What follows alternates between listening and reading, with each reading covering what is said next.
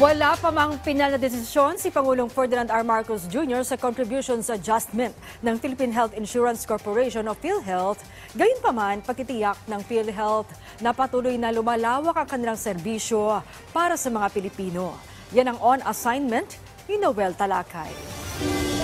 3 taon nang nagdadialysis si Carlo, isang senior citizen at isang PhilHealth member. Aniya, nung araw limitado lang ang dialysis service na cover ng PhilHealth, kaya naman yung iba ay galing sa kanyang limitadong bulsa. So kung 90 lang nung araw, yung sobra nun, ikaw na magbabayad.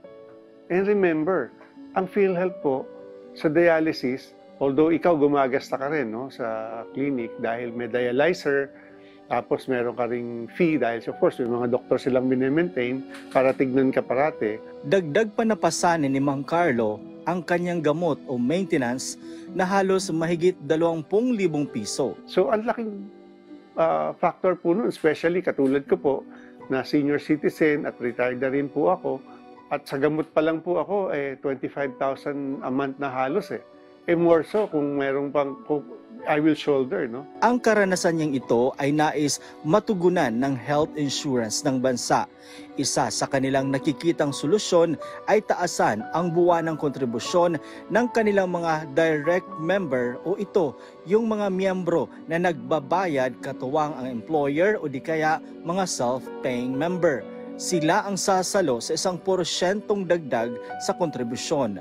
Dahil ang mga indirect member o walang kakayahang magbayad, by virtue of special laws, sila dapat government magbabayad sa kanila. Halimbawa, senior citizens dyan papasok. PWDs, ganun din. Yung mga mahihirap dyan papasok. batay sa datos ng PhilHealth, mas marami pa rin ng 11.5 million members ang nagbabayad sa PhilHealth. Ang kontribusyon ng direct member ay isa lang sa mga bumubuhay sa PhilHealth.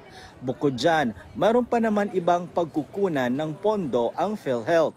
Pero ayon sa PhilHealth, ito naman ang ginagamit para sa mga indirect members at para maipatupad ang universal healthcare. Sa kabila nito, mahigit 1 dekada nang hindi na-update ang PhilHealth benefits. 13 years ago na hindi na-adjust.